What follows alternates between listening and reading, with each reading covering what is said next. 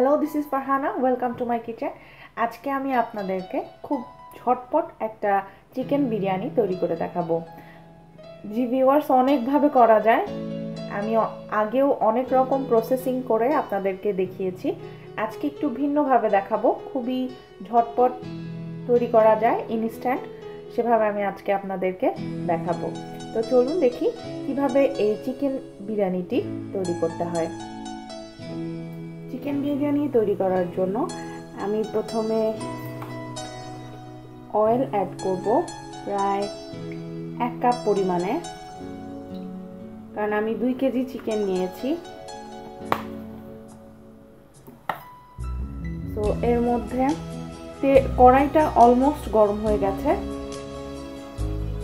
তো আমি জাস্ট চিকেনটা ধুয়ে রেখেছিলাম, সেটা এর মধ্যে দিয়ে দেব। তার আগে আমি এখানে একটু লবণ দিয়ে দেব। চিকেনটা কিন্তু আমি কোনো ম্যারিনেট করে রাখিনি, কোনো মশলাও এর চিকেনের মধ্যে দিইনি। জাস্ট চিকেনটা জাস্ট একদম এমনি চিকেন। তো আমি এখানে লবণ দিয়ে দিলাম 1 চা চামচের মতো। এখন আমি চিকেনগুলো দিয়ে দেবো।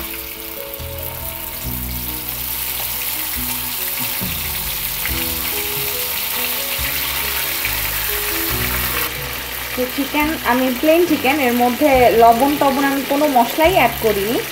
তো এখানে জাস্ট আমি একটু আগে লবণ দিয়ে নিয়েছি, যাতে চিকেনটা দেওয়ার পরে তেলটা যাতে না ছেটে, এর কারণে। তো চিকেনটা একটু ভাজতে হবে, একটু সামান্য ব্রাউন কালার করে, বেশি একটা ভাজবো না, যেহেতু ফার্মের মুরগি, তো একটু ভেজে নেব। আপনারা ইচ্ছা করলে ঘি কিংবা বাটারের মধ্যেও ভাজতে পারেন।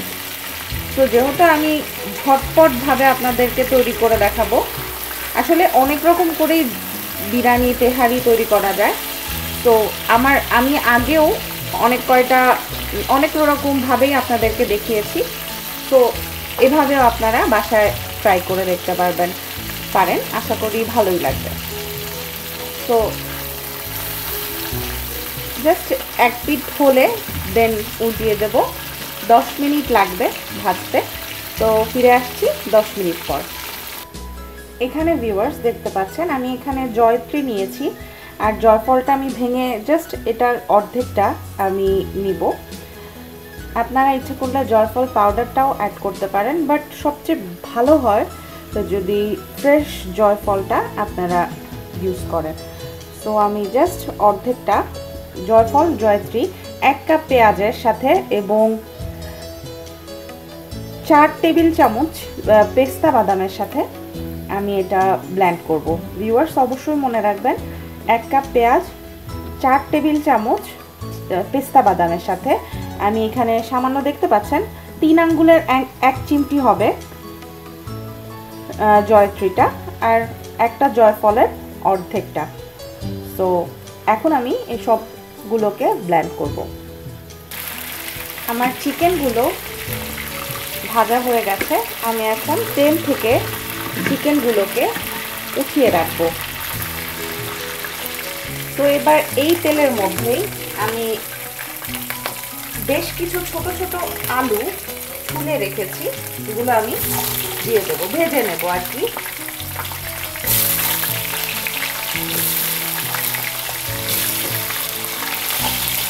আলুগুলোকে লাল করে এই তেলের মধ্যেই ভেজে নিতে হবে।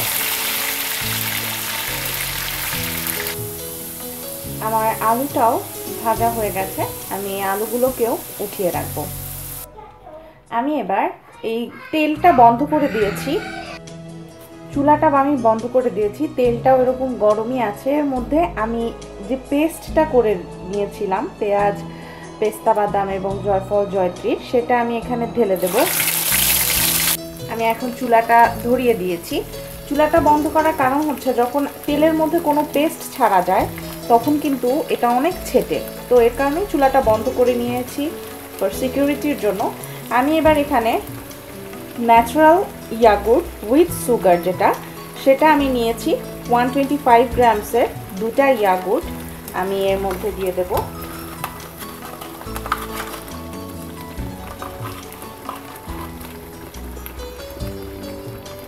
এর মধ্যে আমি 1 চা চামচ রসুন বাটা এবং 1 চা চামচ আদা বাটা এর মধ্যে অ্যাড করে দেব।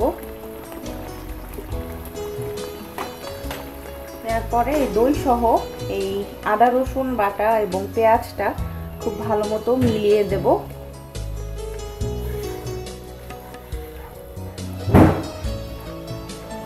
পানি বের হয়েছে দই থেকে নরমালি।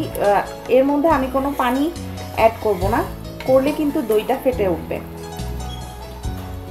এমনিতেও ফেটে ওঠার সম্ভাবনা থাকে, বাট যদি ফেটে যায় কোনো সমস্যা নেই। আলুগুলো আমি এর মধ্যে দিয়ে দিলাম। চিকেনগুলো আমি এর মধ্যে দিয়ে দেব।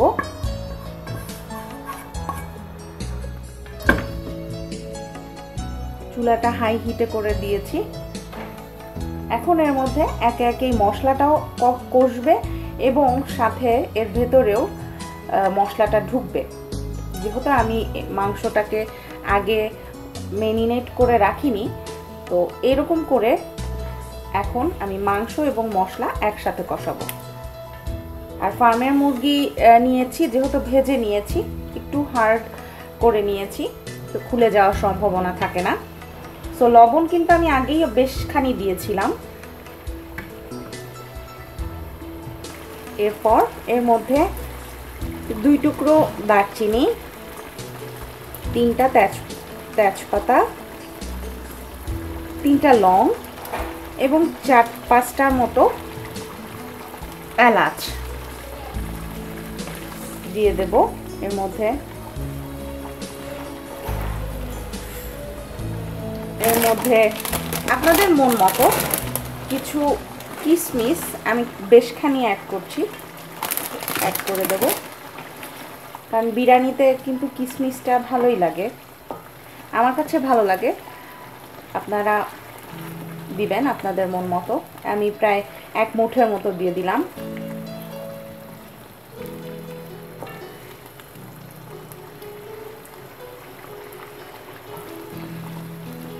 এর মধ্যে আমি কোনো ঝোল অ্যাড করব না। দইয়ের পানিতে মুরগি থেকে পানি উঠবে, এই পানিতেই এই মাংসটা এবং মশলাটা কষানো হবে। এর মধ্যে এখন আমি 1 চা চামচ ধনে গুঁড়ো, 1 চা চামচ মরিচের গুঁড়ো, আপনারা কম বেশি মরিচের গুঁড়োটা অ্যাড করতে পারেন। আমি 1.5 চামচের মতো জিরার গুঁড়ো অ্যাড করব। আবার একটু নেড়ে দেব মশলাটা যাতে একদম মিশে যায়। এইভাবে খুব সুন্দর একটা গন্ধ বের হয়েছে। আশা করি আপনারা বাসায় করলে বুঝতে পারবেন।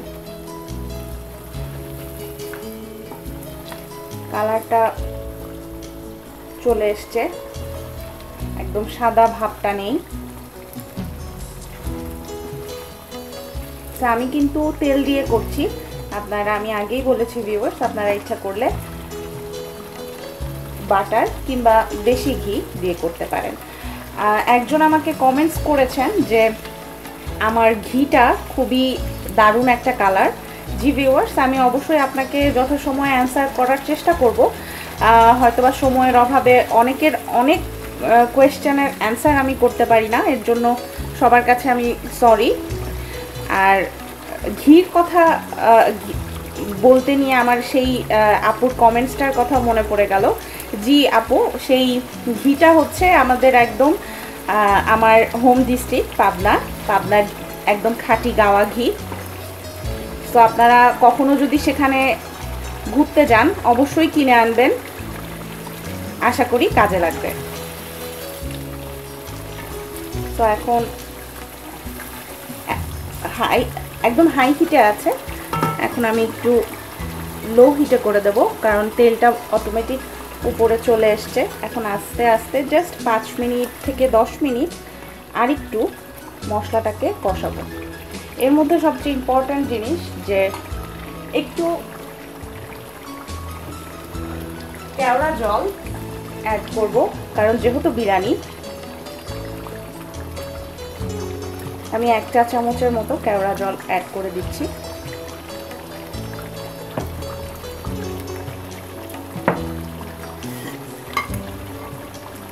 আমি টেস্টের জন্য 1 চা চামচ চিনি অ্যাড করছি ফর টেস্ট।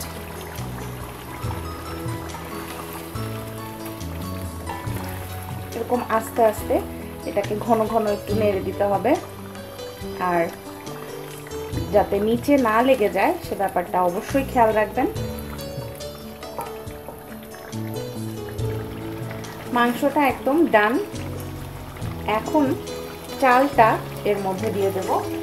আমি চালটা 1 কেজির একটু কম নিয়েছি, বাসমতি চাল নিয়েছি। আগে থেকে ধুয়ে রাখিনি, এই ইনস্ট্যান্টই আমি ধুয়ে মাত্র দিয়ে দিচ্ছি। আবার আপনারা ইচ্ছা করলে আধা ঘন্টা ভিজিয়েও রেখে তারপরে দিতে পারেন। জাস্ট আমি একদম ইনস্ট্যান্ট ধুয়ে দিয়ে দিলাম। বেশিরভাগ সময়ই আমি ইনস্ট্যান্ট ধুয়েই দিয়ে দেই। অনেকে আমাকে কোয়েশ্চেন করেছেন আগের কিছু ভিডিওতে, রেসিপিতে, যে আমি চালটাকে ধুয়ে নিয়েছি কিনা। ভিউয়ার্স, আমি আপনাদের জন্য বলছি, আমি যখন ধুয়ে নেই তখন আমি বলে দেই যে আমি ধুয়ে দিয়ে দিচ্ছি, আর কখনো যদি বাই মিস্টেক হয়ে যায় তার জন্য সরি। সো আমি এখনই এটা ধুয়ে দিয়ে দিলাম ইনস্ট্যান্ট। যেহেতু ঝটপট, তো টাইম ওয়েস্টের দরকার কি বলুন। সো এটাকে আর একটু কষাতে হবে চালটা দেওয়ার পরে।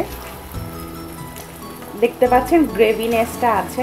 যখন গ্রেভিনেসটা একদম থাকবে না তখনই মনে করবেন যে চালটা কষানো একদম হয়ে গেছে।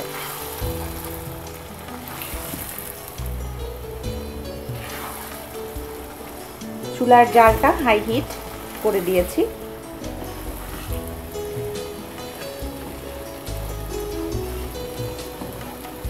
পানির পরিমাপটা ভিউয়ার্স আমি আপনাদেরকে একটা টিপস দিচ্ছি।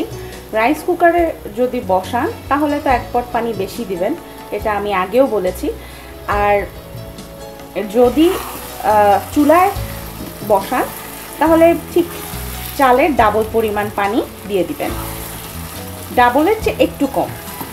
আর যেই কাপ দিয়ে আপনারা চাল মেপে দিবেন সেই কাপেরই 1 পট পানি কিংবা 1.5 পট পানি চাল আন্দাজে। অনেক সময় আছে পুরানো চাল বেশি পানি লাগে, তো সেই যে কাপ দিয়ে মাপবেন সেই কাপেরই 1.5 পট পরিমাণের পানি একটু বেশি দিয়ে দেবেন, তাতেই হয়ে যাবে। দেখতে পাচ্ছেন গ্রেভিনেসটা কমে এখন একদম আঠা আঠা হয়ে যাচ্ছে।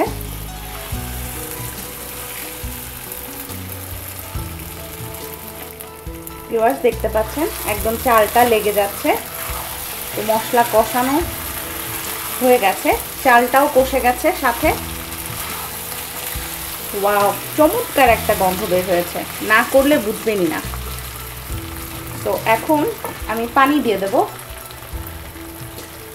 পানিটা আগেই মেপে রেখেছিলাম। 1 কাপ পরিমাণের পানি কম আছে, কারণ আমি লিকুইড দুধ অ্যাড করব। আর যদি আপনারা মিল্ক পাউডারটা অ্যাড করতে চান তাহলে পানি নর্মালি দিয়ে মিল্ক পাউডারটা অ্যাড করে দিবেন 1/2 কাপের মতো। সো আমি এখানে পানি 1 কাপ কম দিয়েছি। তো এখন আমি মিল্ক পাউডার 1 কাপ দিয়ে দেব। সরি, লিকুইড মিল্ক যেটা, সেটা আমি দিয়ে দেব 1 কাপ পরিমাণের। আপনারা ইচ্ছা করলে মিল্ক পাউডারটাও অ্যাড করতে পারেন। তো এখন হাই হিটে এটা বলক আসতে হবে। আমি নর্মাল মিডিয়াম গরম পানি দিয়েছি, বেশিক্ষণ লাগবে না বলক আসতে। অবশ্যই লবণটা চেক করে নেবেন, একটু নুন কটা যাতে থাকে, কারণ চাল যখন বাড়বে তখন লবণের পরিমাপটা কমে যায়। আমি সবসময়ই আমার সব বিরিয়ানিতে বিরিয়ানিতে, বিরিয়ানির যে রেসিপিগুলোতে, তেহারি বিরিয়ানি, সেই রেসিপিগুলোতে আপনাদেরকে বলে আসছি। তো আমি এখন এটা ঢেকে দেব, বলক আসার আগ পর্যন্ত অপেক্ষা করছি। তো ভিউয়ার্স দেখতে পাচ্ছেন বলক একদম চলে এসছে। তো এর মধ্যে এখন কিছু কাঁচামরিচ আস্ত অ্যাড করে দেব, দিয়ে একটু নেড়ে দেব। কাঁচামরিচের কিন্তু একটা গন্ধ, খুবই চমৎকার একটা গন্ধ হয়। আর অনেক সময় কিন্তু বাচ্চারা ঝাল বিরিয়ানি খেতে পারে না, আর এই কাঁচামরিচটা কিন্তু বড়দের জন্য। যারা ঝাল পছন্দ করেন, বিরিয়ানি কিংবা তেহারির মধ্যে কাঁচামরিচ, আস্ত কাঁচামরিচ পেলে ছোটোকালে কিন্তু আমরা খুব খুশি হতাম, আরও কাঁচামরিচ খুঁজে খুঁজে নিতাম, কারণ চটকে পোলাও দিয়ে খেতে কিন্তু খুবই ভালো লাগে। সো এখন ভিউয়ার্স আমি ঢেকে দেব প্রায় 20 থেকে 25 মিনিটের মতো, মিডিয়াম একদম লো হিটে। ঢাকনা উঠানো যাবে না। আপনারা আগেই হয়তো বা আমার আগের রেসিপিগুলোতে দেখেছেন যেগুলো আমি চুলায় করেছি। সো 25 মিনিট পর ফিরে আসছি। সো ভিউয়ার্স প্রায় 25 মিনিট পর দেখতে পাচ্ছেন হয়ে গেছে। আমি ঢাকনাটা উঠিয়ে দিলাম, খুবই ঝরঝরা।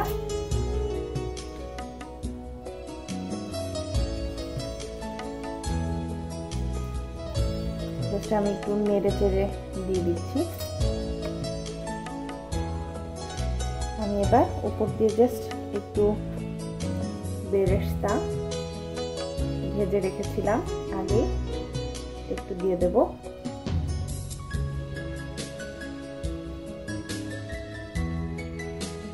তো ভিউয়ার্স তৈরি হয়ে গেল আমার ঝটপট চিকেন বিরিয়ানি। আশা করি আমার এই রেসিপিটি আপনাদের পছন্দ হয়েছে। অবশ্যই কমেন্টস করতে ভুলবেন না। আরও সব নতুন রেসিপি নিয়ে হাজির হব। ততক্ষণ পর্যন্ত ভালো থাকুন, সুস্থ থাকুন এবং আমার চ্যানেলটি সাবস্ক্রাইব করুন। ধন্যবাদ।